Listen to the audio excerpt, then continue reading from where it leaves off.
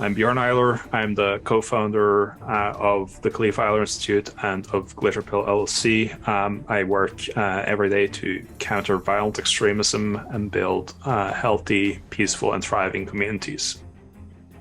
Today on the show, we're going to talk about the silent radicalization within your organization and what you can do about it, about the transnational patterns of violent extremism that not only cross borders, but also ideologies, faiths, and race, and about how the nature of community has changed, what you can do to ensure your community remains healthy, peaceful, and thriving, and so much more. Stay tuned. Welcome back to part 2 of our delicious conversation with Bjorn Eiler.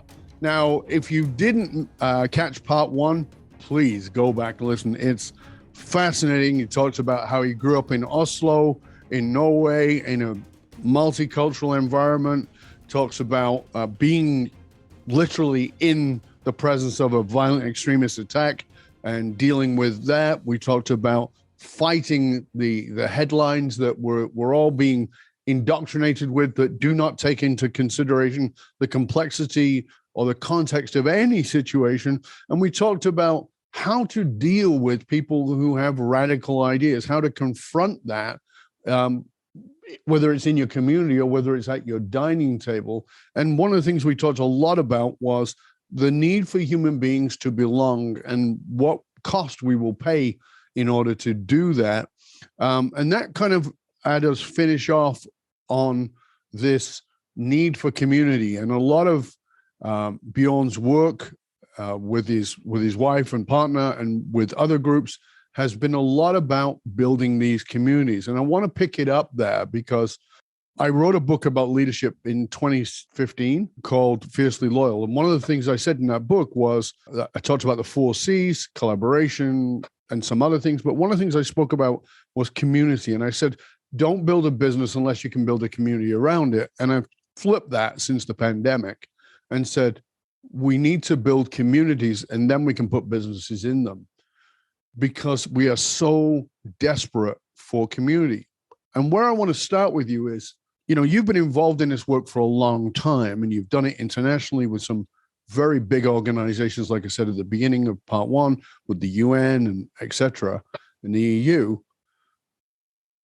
From your point of view, from your observation, how has, not how has, but also has, from your point of view, the pandemic and the lockdown and all the things that happened as a result of it, how has that impacted radicalization? Because it seems, again, headlines, seems more extreme.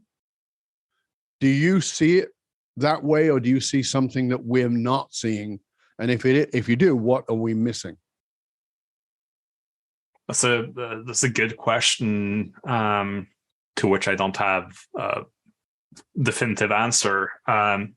But from my perspective and from having worked in this field for, several years before the pandemic and then during the pandemic as well, like obviously there's been a seismic shift in how people live their lives, in particular in that people used to come together in the offices and such. And then for a couple of years, we were all stuck here in front of our computers, talking to each other on Zoom. And so the nature of community and nature of belonging changed in many ways, right?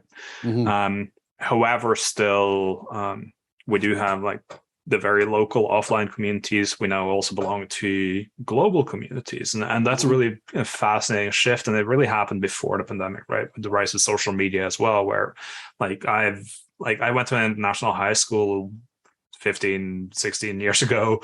And like my mates are all over the world. And so the way in which like we've stayed in touch is through social media, right? And so that's a global community. It's a small faction of like this vast social network. And so we've always had like these components of offline and online lives.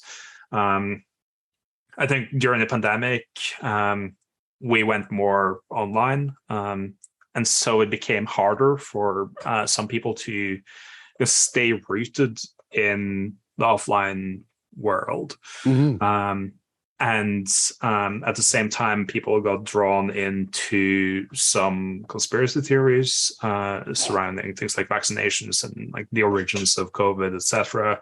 That kind of accelerated some radicalization. At the same time, we also had this sense of a global community in some sort of way, where like everyone was going through this experience, and so there was a unifying element to that as well. Absolutely. And so which side drew the most people, whether it was the unified side of we're going through this hell together, or whether it was those who were drawn into the conspiracy world and further into the radical world, it's not easy to kind of quantify.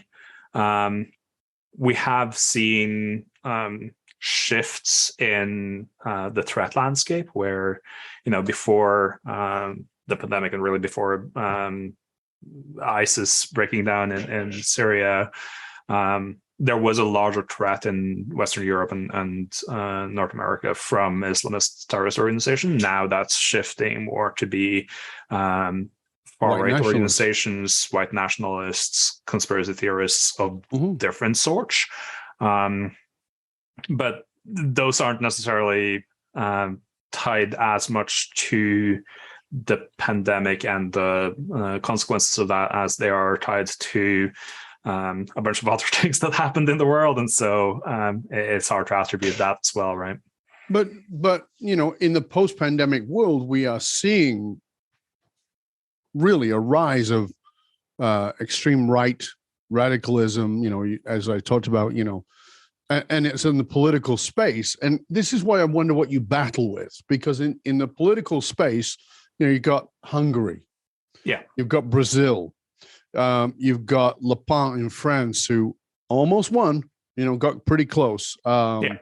You've got there's a lot of radicalized people in England these days, Yeah. And I grew up with Enoch Powell, and probably nobody has ever heard of Enoch Powell, but Enoch Powell was a really strong and very intelligent. So, Enoch Powell was not an idiot, because sometimes these people are talking about Jewish laser beams. I'm not saying giving any names away, you think, all right, you might want to get your brain checked a bit. Versus, Enoch Powell was very intelligent and an intelligent argument. There was an intelligence there. Now it's gone off onto the wacky departments. I get that, but we're seeing, as we saw, January 6th, right? Yeah. And the Proud Boys, and you and I talked about the Proud Boys before. You talked to me about how, we talked about in the last part about communities, but the globalization of communities, as you said, we're all in it together, but is also the globalization of radical ideas, because we're all in it together. So you happen to be in Sweden or Norway or, somewhere in Scandinavia. I'm in New Zealand or I'm in wherever. And suddenly there's these radical ideas. And this very strong force I'm seeing, which is that now we're being persecuted for being white, right? So these ideas are very, very strong. And then as we said, we had the Proud Boys, and who you were telling me about how they've been labeled and not labeled. Talk to us a bit about all that. Sorry, I threw a lot at you there. That's a very wide net of talk to us a bit about that. I think just how these things tie together is my point. Yeah. One of the earliest online forums that we really have examples of was a white nationalist forum. It started in 1992. I'm not going to name it, but you can figure out which it is. Right. They've always been enormously online is one element of this. Right. There's always been a transnational exchange of ideas. That was true for Nazi Germany. That was true before that. It is true in the age of the internet. I don't think we should necessarily ascribe kind of novelty to things that aren't novel. And acknowledging that this has always been a part of what we're grappling with also gives us the leverage to apply a transnational lens to how we interpret it. a lot of my work has been trying to map transnational far-right movements. We've got things like the hate map on the Gallifrey Fire Institute. We got or report that we wrote for the January 6th committee about the Proud Boys and about this. And so, this has been a part of the conversation for way before the pandemic as well. If you look to Breivik's attack in Norway, his manifesto influenced the attacker in Christchurch in New Zealand in 2019, pre-pandemic. That also influenced the shooter in Buffalo last year. And so there is kind of this exchange of ideas. They exist within this space. We also see that those ideas and the methods are adopted not only by white nationalists or white supremacists, but also by other extremist organizations that are following similar patterns. So we see that in the Hindutva movement in India, for instance, which, like, obviously not white supremacists or white nationalists, but Hinduists, supremacists and Hinduist nationalists. And that kind of boils down to this idea that we've been working very much on, that all forms of violent extremism, whether it's, Islamists, ISIS-style stuff, whether it's Hindutva stuff, whether it's Buddhist supremacy in Burma, whether it's, white supremacy in the US, it all boils down to this idea of supremacy and the idea that we need to deny the existence of diversity within our community, and we need to use violent means in order to do that. Hence, the violent denial of diversity is our definition of violent extremism. And so that idea is as old as time in some ways. There's always, like, since probably the Stone Age tribes hating each other, there's always been like this idea of, like, you belong in our group, you do not belong in our group. Exactly. We will kill you.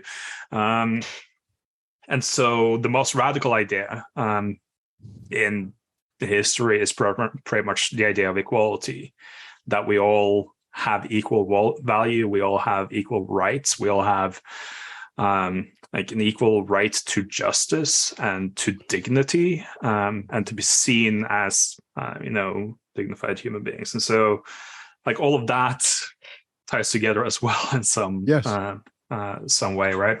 And so you kind of have this opposition happening between, like, supremacy and equality, which is basically, to the extent you want to boil anything down to the binaries, that might be a binary.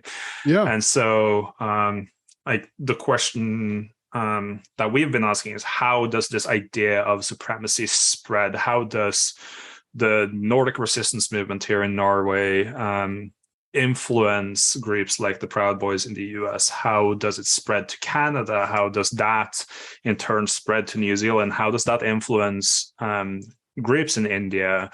How do they draw inspiration from the methods of ISIS in order to, like, execute basically decentralized terrorist networks? Like, all of this is enormously complex. Yet we've had a tendency to kind of apply different lens to this, where we're saying, like, this group is the terrorists, which again kind of feeds into the narrative, right? Like, we've been in the Western world very obsessed with the idea of Islamist terrorism being the only threat, which has fueled Islamophobia and has led to Islamophobic terrorist attacks. And so acknowledging that there is kind of a universalism to, like, all forms of extremism, and that's what we're fighting against, also gives us the leverage to do that through building a more kind of equalized foundation for our communities to grow from.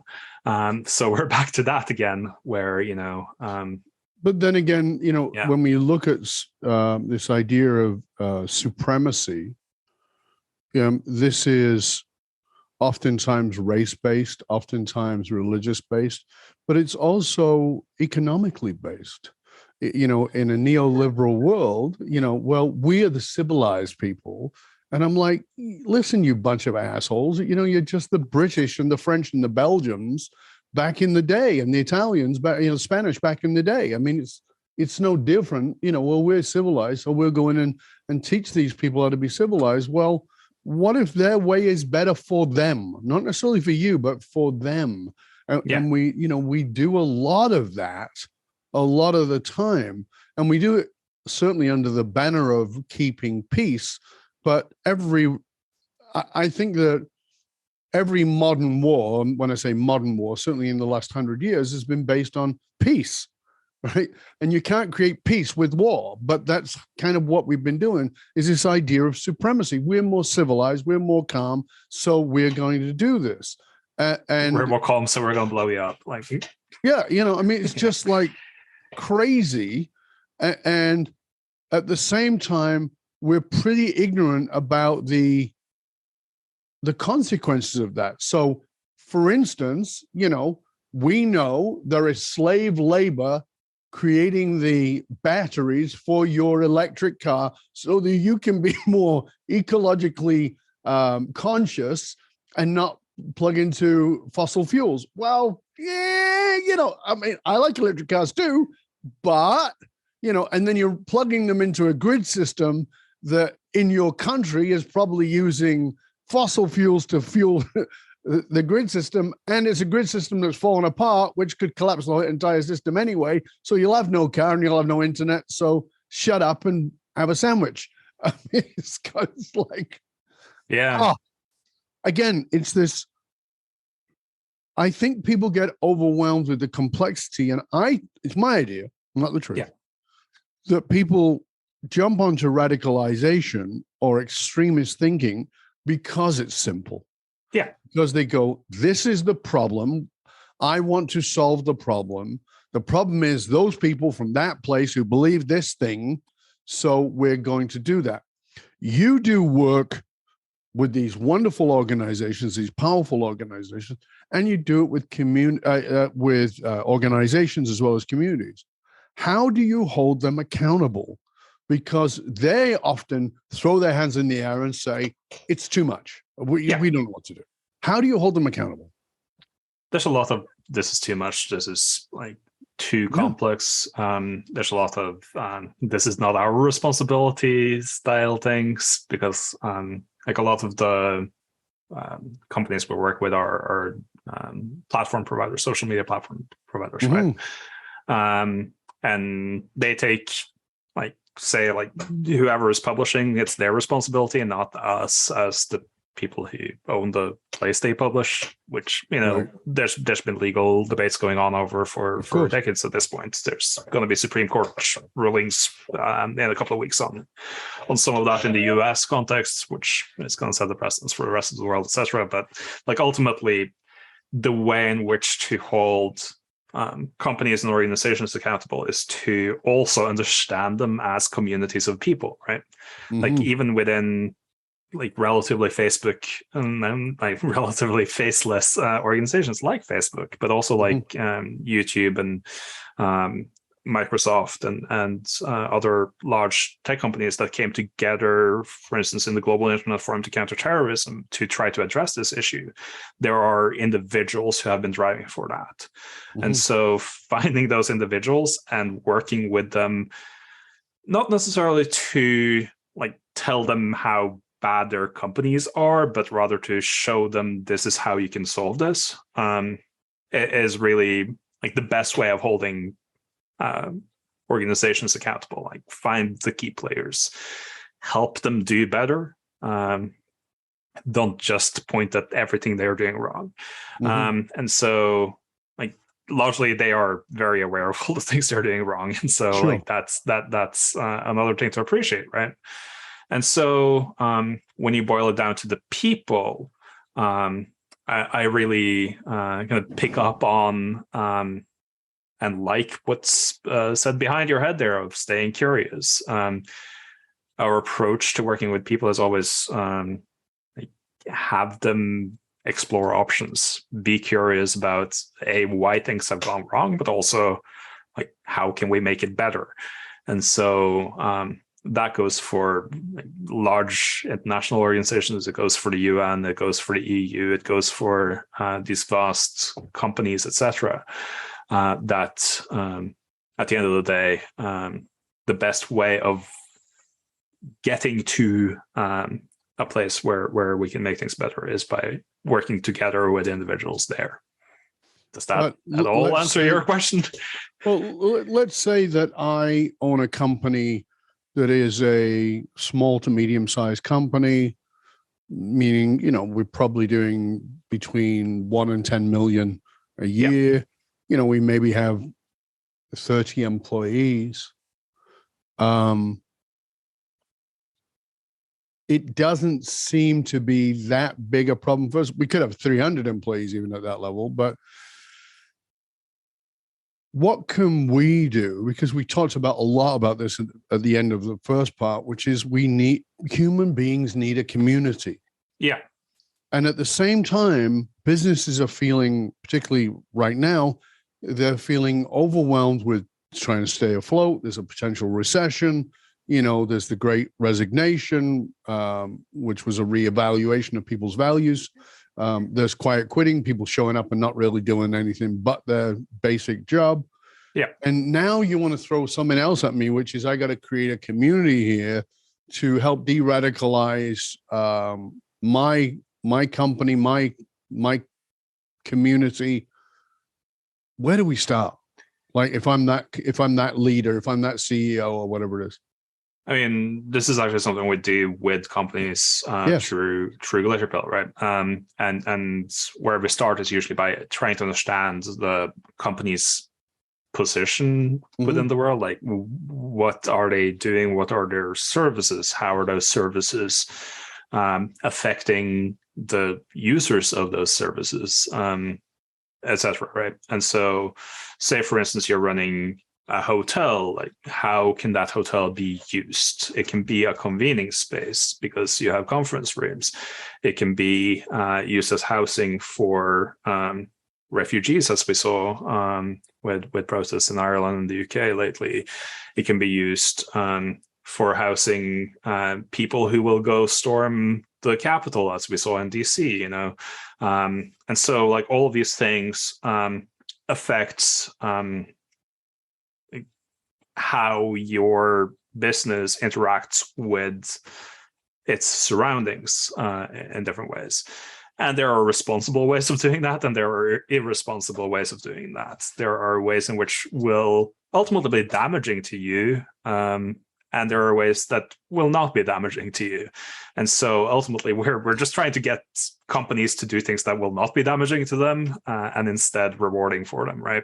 So it's better for a hotel not to be known to host terrorists because, they want to have tourists come and stay. And so, but I'm talking about more inside. So these are my 300 employees.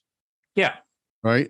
And I, as you know, I do a lot of work with organizations, with companies, and I say, your company has to become a community now, right? For your employees. You're no longer, because I talked a lot about, pre-pandemic, I talked a lot about building these great cultures, and it was seen in many ways, and I will admit that I was waving that one too, which was it's the magical thing. You create the right community, the right culture, and you have the right people. And what I've said now is that, hold on a second, before anything, you have to be focused on the community, because people, certainly in post-pandemic, need a community, and they want to go to work and be with friends, not just co-workers. Yeah. Are you guiding companies around that idea of building communities inside their organizations for their own people?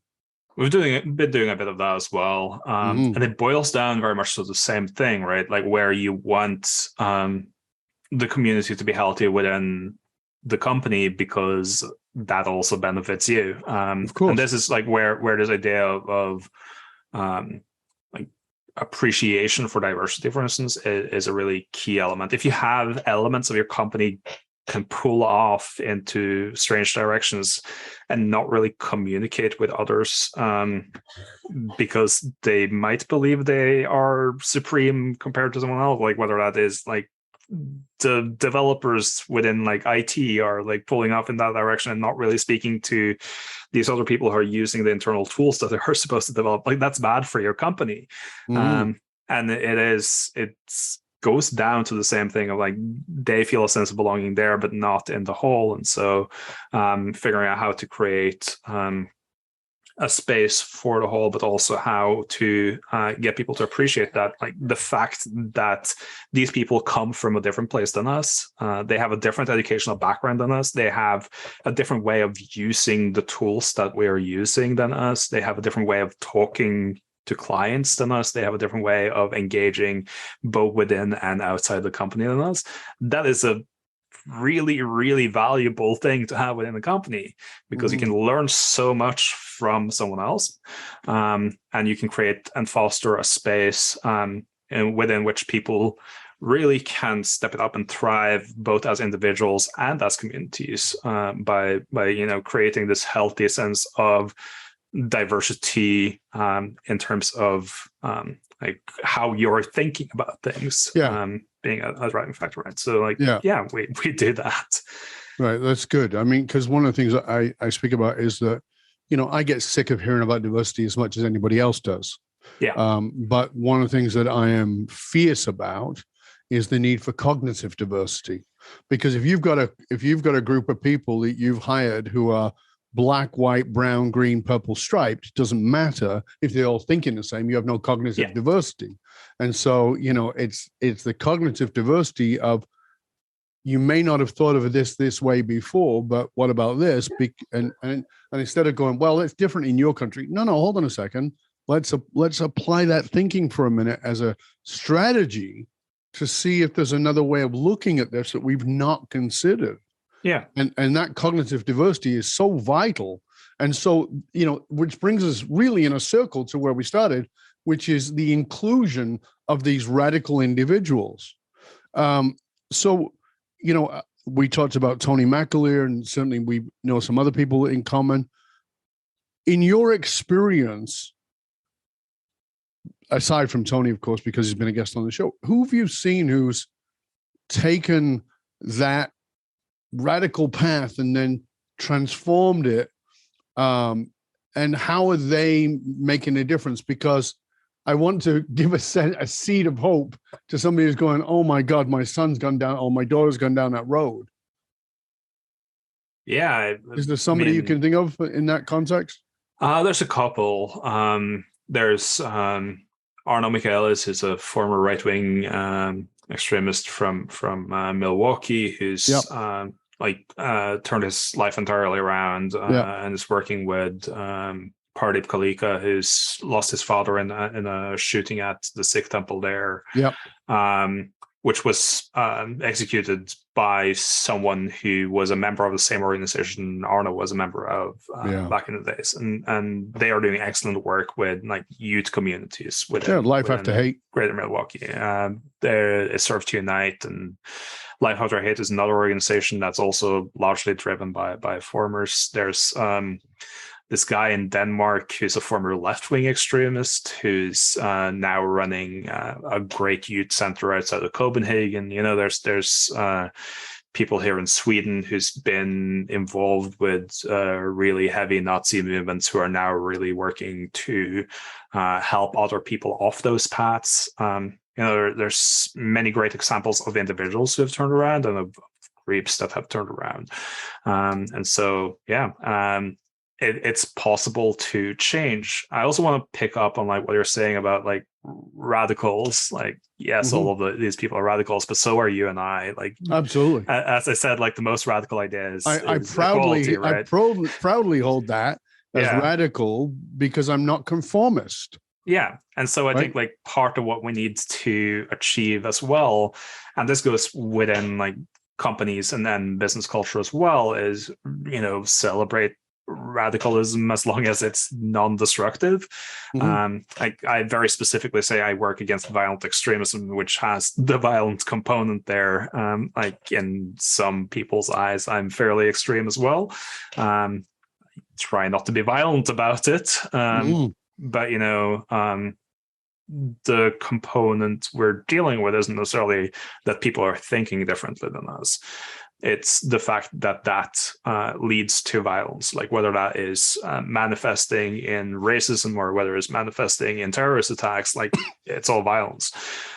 So, try to do good in this world, but don't necessarily shy away from the fact that people are thinking differently than you. Well, I think you just nailed a piece in there that's really important for us to understand. If you are creating violence, I don't care what side of this political spectrum you're on, you are destructive. Yeah. So, you brought up left-wing extremists. And, of course, there's a lot of focus on right-wing extremists. Of course, they're grabbing the headlines all the time. But there is a very strong left-wing extremist groups who are often young and often seem to trying to be nice about this. I'm not very good at nice. Who seem to be, shall we say, ignorant of history, and are often sort of Marxist in their process. And, and it's like, yeah, you might want to read about Stalin. You might want to read about what happened to Russia as they tried to go into a equalized situation. And I'm not saying I'm supporting the neo-capitalist side either, but we need to come together. And so, because that's the other argument, isn't it? The other argument is, well, those people, as you said, Black Lives Matter, burning shit down and taking over the cities and doing all these kinds of things. Yeah, but that's not actually the Black Lives Matter that started. It's a different group altogether who have co-opted very often. And I think that is what happens a lot of times. Some radically violent people co-opt a group and then take it over. Yeah, and we see the violent component also being driven by different motivations, right? Like sometimes the violent component within groups is driven by someone who's seeking financial gain or by someone who's seeking political power, etc. And so they capitalize on protest movements and destroy them in the process in order to achieve goals. And like that goes both in terms of what's practically happening on the ground, but also in the narratives surrounding movements, right? So Black Lives Matter is a good example. Like it is being thought of now by many as a destructive force. Like I fundamentally believe that like Black Lives Matter is a great force. Like it is definitely needed to have like these conversations that has spun out of it. Sure. But it's also been co-opted both by destructive forces on the ground in protests. Again, small minority, not representative of most Black Lives Matter protests. But it's also been really spun politically by political leadership. It's been spun by the media, etc., in ways that have been really destructive to the movement. So like there's many components to these things. And again, we're back to the complexity, right? We're back to the complexity, and we're back to also the solution to the complexity being appreciating that things are complex as a starting point, but also, being curious about it, being inquiring, questioning everything, including the fact that you should question everything so that you can hopefully find something to hold on to that isn't destructive, right? And so, yeah. It's a great place for us to finish because, we can look at all the policies we like, but as an individual, that each of us needs to, and I will frame this the way I think it's important to frame it, which is we need to have the courage to be curious. We need to have the courage to question ourselves about what we believe. We need to have the courage to have a conversation with somebody who seems to fundamentally believe something vastly different than us. We need to have the courage to be curious enough to find out how we can come together rather than why we're so different. Peel the skin off, we're all the same, right? So I really want to thank you, Bjorn, for taking the time to be with us for this inspiring conversation and challenging conversation, because it is a challenge. It's a challenge to our societies. It's a challenge to the way we think. And I know that there are people who listen who are radicals. Many of the people who listen are radicals like you and I. And what I mean by that is we're radically willing to think about things in a way that others don't think about it. It's non-destructive. It's actually radically, how can we come together? There are also people who are watching who wear the suit and tie and look the part, but, have probably got some affiliations. And my hope here is that we've opened the conversations they can have with their loved ones about why they believe what they believe. And it's very easy for us to dismiss. It's not long ago that we said, oh, if you're gay, there's something morally and genetically wrong with you. It's not that long ago that being a man having sex with another man in England, you would go to prison for. I can remember that as a kid. Yeah, I'm old, but I'm not that old, right? It's, radical ideas are often the things that we need to embrace. And so I really want to thank you for that. And I really appreciate it. Is there a passing sort of message you want to leave us with before I ask you to share how people can get in touch with you? Well, I think you pretty much nailed it on the head there with, embracing curiosity, embracing complexity, staying brave in the face of all of this, and staying inquiring can be really challenging, but ultimately also really pays off. So do it. Wonderful. Thank you, sir. Please tell our audience, our viewers and our listeners where they can find out more about you and your organizations and what URLs to go to find out more.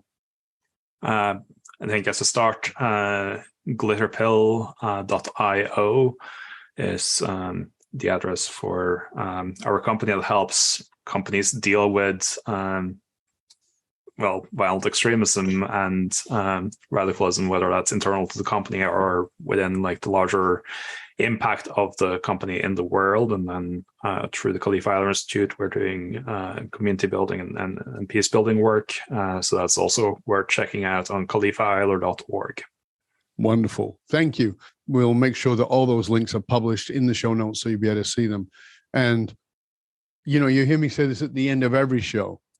Those who control the meaning for the tribe control the movement of the tribe. Never more true than in this conversation. Those who control the meaning for the tribe control the movement of that tribe. Somebody who is radicalized has been sold a meaning, and that's caused them a way to behave. And what if you gave them a different meaning, which is the meaning of understanding, the meaning of compassion, the meaning of curiosity? Whether it's business or political leaders who are committed to positively shaping the political or business landscape, we got to tap into what really drives human behavior, which is meaning, so that you can tap into this groundbreaking understanding of how to apply the anatomy of meaning that is extracted from the emotional source code of yourself, of your organization, or of your nation. It can transform everything. I'm Dov Baron. I show businesses, teams, and leaders how to harness their emotional source code to move their tribe, because unified, actualized meaning is the one single monolithic difference between mediocrity and greatness for individuals and for organizations. I want to thank you for sharing the show with everybody you know. Stay curious, my friends. Stay curious about those people who seem to be so different from you and how much you might have in common. I wonder if you're courageous enough to be curious about that. I'm Dov Baron. I'm here to assist you tapping into your deepest meaning to reach that next level of clarity, focus, purpose, and profit in your business, your life, and your leadership impact. and I am out.